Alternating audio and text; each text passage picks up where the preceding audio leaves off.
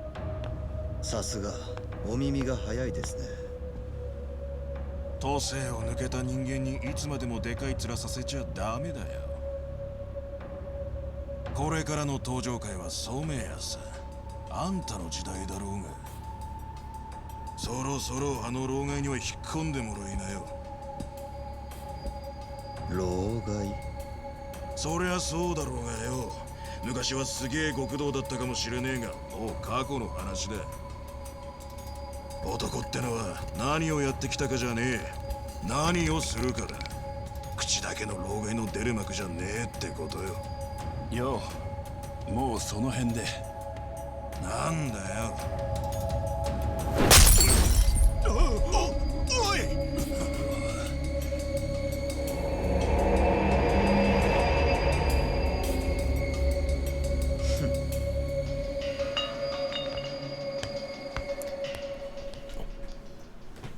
Fun stuff. Alright, we're going to go back through it again, this time beat by beat. Should have been fairly obvious, but let's talk about it anyway. So first we got a basic establishing shot, and then we cut across all of the annoying old men. They're not really that old, but you know. This guy on the left, he has the most important job in the scene. This guy here, he's the soup. He is annoying. He is built to be as annoying as possible. He looks annoying, he sounds annoying, he says annoying things, he even sits in an annoying way. So the fact that he is that obnoxious, especially to a Japanese-speaking audience, I'm sure, means that when we cut from him to a stony-faced face, we're going to assume that that stony-faced face is annoyed, because we're annoyed. So that's what his job is. His job is to be as annoying as possible so that Kuleshov, the guy we cut to, will seem annoyed.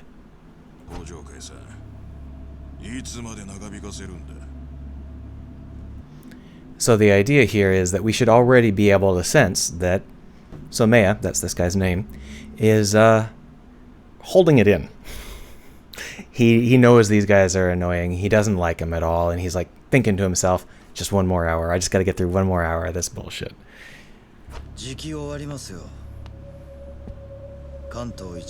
Now, he's going around and pouring them wine whenever they demand it, which is a great way to make everything more annoying. Did you get that? You got an annoying guy talking with an annoying voice, and you cut to a close-up on Somea, slightly tighter than the previous close-up. He's going to do just a tiny, teeny, tiny little bit of eye acting. See that?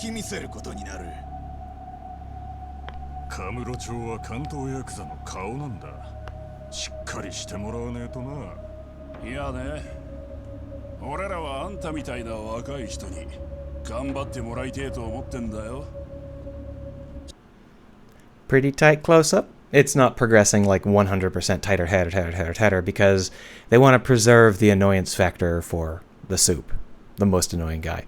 But you're going to see a little bit more eye acting here. Notice that he says that he's grateful to even have a seat at the same table. I'm presuming that's a pretty literal translation because it's hilarious. He literally doesn't have a seat at the table. That's the whole point. And it should be noted that there is a difference between the artificial acting, where he's, you know, making eyebrow motions at them on purpose, versus the subconscious eye twitches. Ah, the soup is back. Being annoying.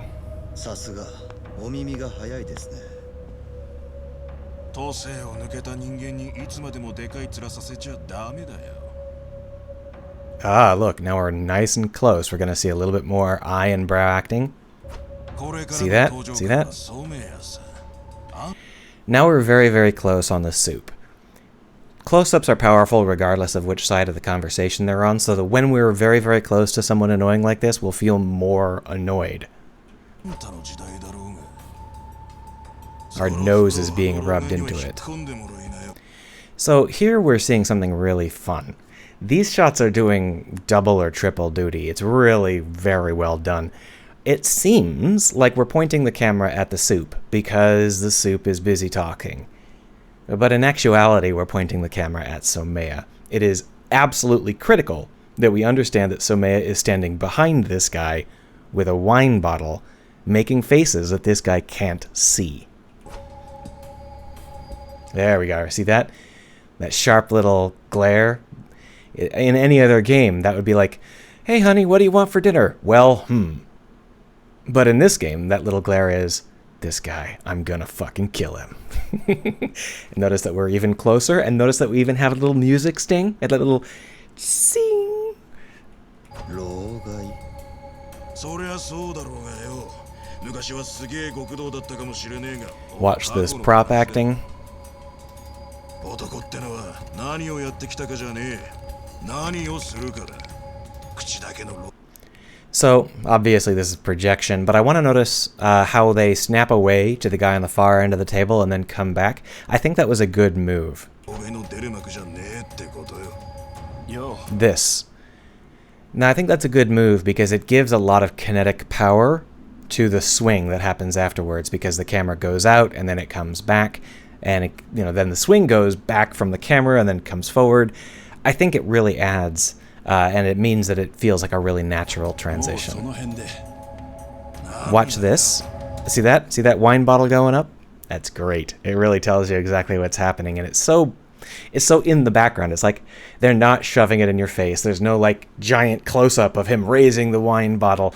It's just a little in the background because by this point you're paying attention to the wine bottle, and you know that it's going to play an important role in whatever's happening here.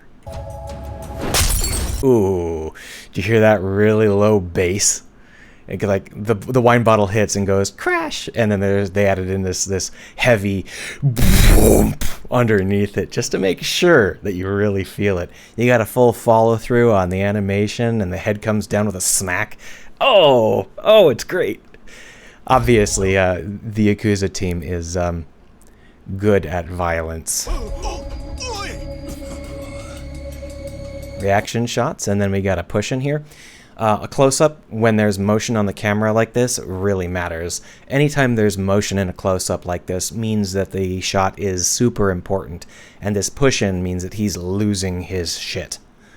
Obviously, we've got wine on the face, but it's supposed to feel like blood.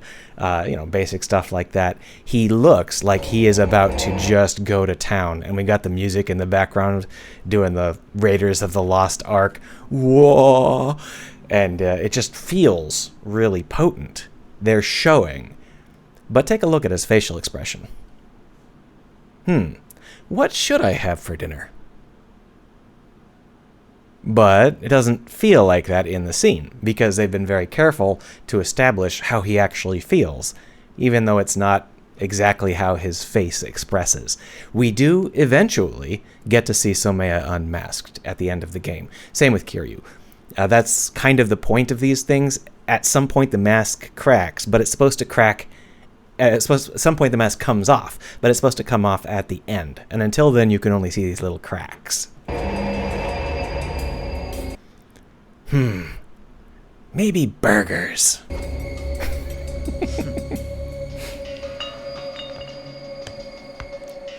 So that's 3 basic techniques that you can use to show. And of course, Yakuza is quite good at showing rather than telling. They're also very bad at telling. When they do start to tell, it's generally a sign that the game is about to fall apart, which we may cover some other time, but their cinematic mastery of showing is always on full display. Sometimes the writers screw it up, but the cinematographers almost never do. So take a look at any sort of Yakuza game you'd like and pick up some tips, some techniques to show rather than tell, and then figure out which of those techniques you want to use in your own products, your own scenes. Have a good one.